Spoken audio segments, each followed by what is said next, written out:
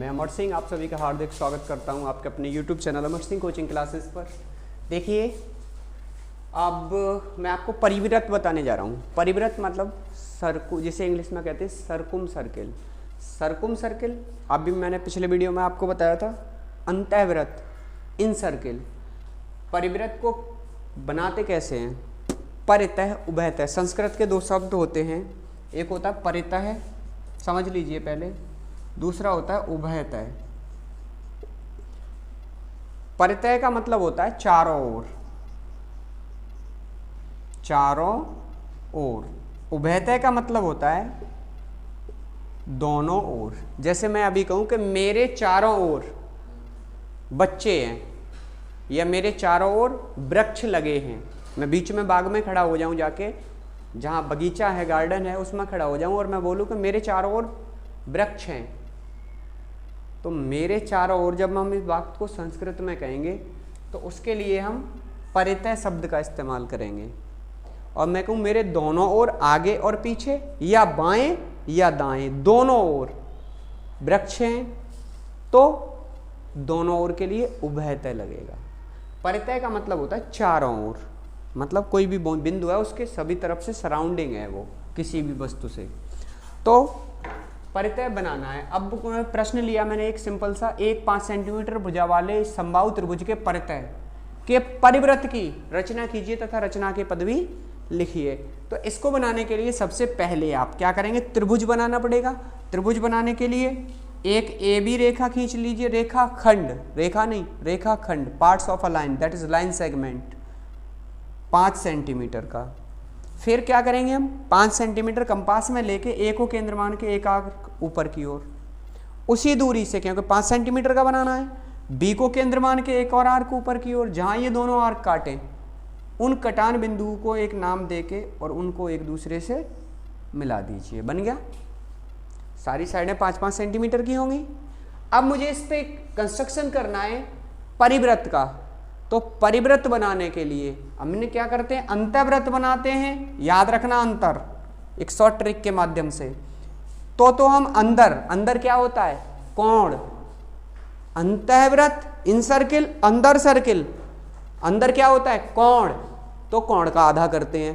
परिवृत्त, चारों तरफ वृत्त, चारों तरफ उसके क्या होती हैं? भुजाएं, तो हम भुजाओं का आधा करते हैं। बात समझ में आई? अब भुजाओं का आधा करते हैं तो भुजाओं का आधा कैसे करेंगे? रेखा को आधा करना अभी मैंने पिछले वीडियो में बताया था आपको। आधे से अधिक दूरी लेके दोनों बिंदुओं से उसी दूरी से चाप मार दो, मिला दो कटान बिंदुओं को, हो गई आधी। अब हम मान लो AB का आधा करना है, listen to me carefully. AB का आधा करना है तो A को सेंट्रल एज्यूम करके आधे से अधिक दूरी, more than half, we take a distance more than half, आधे से अधिक लेंगे।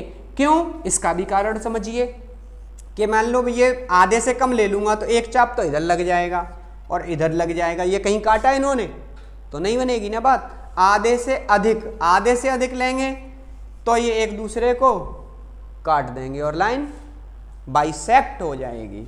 तो आधे से अधिक दूरी लेके एक आर्क ऊपर की ओर, इसी से आधे से अधिक दूरी, उसी दूरी से नीचे की ओर, अब दूरी नहीं बदलेंगे, उसी से B को केंद्र मान के एक आर्क ऊपर की ओर, उसी को ये जहां दोनों काटे एक दूसरे को मिला दीजिए, हो गया आधा।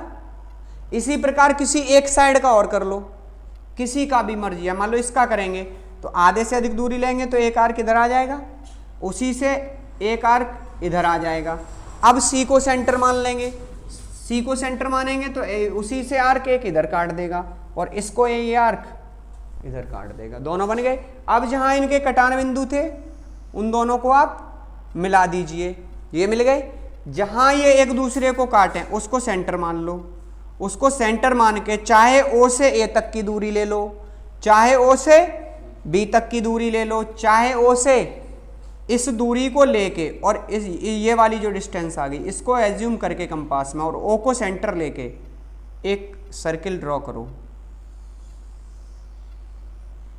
ऐसा सर्किल जो किसी त्रिभुज के तीनों शीर्षों से होके गुजरता है उस वृत्त को परिवृत्त कहते हैं, और जो तीनों भुजाओं को स्पर्श करते हुए गुजरता है अंतःवृत्त कहते हैं।